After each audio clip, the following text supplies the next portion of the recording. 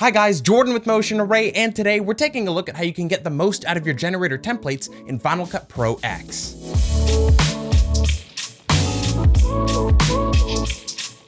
So generator templates in Final Cut are an awesome way to help get an amazing look, edit, or effect in just a fraction of the time or effort it would otherwise take to create it from scratch. Generators could take the form of just a custom solid color, or be an entire edited sequence where all you have to do is drag and drop in your own footage. Or it could even be a larger, unique animation, which gives you control parameters to customize it to your own situation. Simply put, a generator is a visual clip that Final Cut creates so that you don't have to rely on imported clips. A generator comes pre-built, but it's still fully customizable because it's actually being generated from within Final Cut. Regardless of what form it takes, generators can be incredibly helpful to make your project stand out, and there's countless different ones that you could download and install to help your project in a big way. So I wanted to take a moment and show you guys how you can get the most out of your generators, and we're gonna start right at the very beginning with the installation process.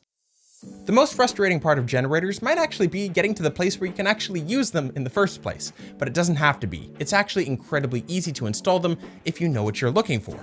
To actually install a generator template, all you have to do is take the folder with the template and drop it into the generators folder under Movies, Motion Templates, Generators. But what if you're not sure if your template is actually a generator template to begin with? After all, there's 3 other categories that it might fall into, so how do you know for sure? Well, if you're not actually sure, you can actually find the file that you downloaded and check to see if it has the file extension .motn. If it does, then perfect, you're working with a generator template, and you can drag and drop that folder into your generator section. But we'd recommend doing one more thing before you call it quits. We'd recommend creating a new folder in this section to further organize your templates. This will create a subfolder within Final Cut. And because I got my template from here at motionarray.com, I'm just gonna label this folder Motion Array. And there we go. Now, if we go to Final Cut, we can see that our downloaded template is found here under our generator section and in the subfolder that we created for it. Perfect. If you're still having problems at this point, we'd recommend checking out our full tutorial on the installation process, which goes over pretty much any troubleshooting problem that you might have. Okay, so now that you've got it inside of Final Cut, you can start using it like any other normal piece of footage, except if you have something like an intro template, for example, you might run into some problems when you start trying to change the length. You might notice that lengthening or shortening your generator template might actually not change the edit of what portions of the template are visible, but instead just changes the speed that it plays back at. So what if you wanted to cut it up into pieces or stop it from playing a portion at the end? Thankfully, the fix for this is really easy. Once you've got your edit all finished in terms of placing down clips and editing your text and such, you can right-click on your template and select Create a Compound Clip, or simply hit Option G. Now you have a compound clip which you can work with like any other normal piece of footage, letting you chop it up, tighten it up, or really anything else. And if you needed to change up any parameters like clip order, text, or anything else within the generator inspector, you can just double click on your compound clip to dive in and edit your generator in detail. But once you finish editing this up again, how do you get back to your other main timeline? This will likely be something that you're gonna do a lot if you're working with intro or montage style generator templates. And this might seem really simple, but it took me way too long to figure this out the first time. To easily switch back to your normal timeline, all you have to do is click this arrow here to go back to your previous timeline.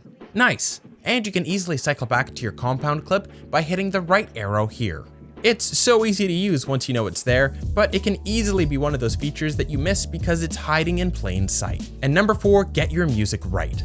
Now, one thing that you might notice if you grab a generator template from our marketplace is that there's an example video that gives you a look at what the template actually looks like with existing footage and music. Now, the whole point of this is that you're gonna customize it and slot in your own footage, but if you've downloaded this template, you've also probably seen the video and you might actually want the music that goes along with it, especially to make things easier, like not having to edit quite as much to make everything land on the beats of the song. Well, thankfully you should see that when you're on this page viewing a generator intro template, the music track used will be a piece of royalty-free music from Motion Array, and it'll have a link so that you can immediately go and download it to place it in your own timeline. Now, some of you might be wondering, isn't it a little bit sneaky to be advertising a product through another product that costs extra?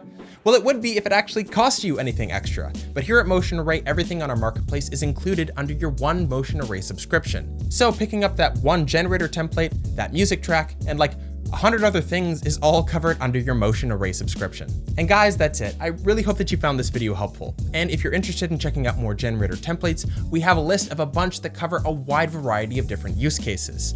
Thank you so much for watching, and I can't wait to see you in the next video.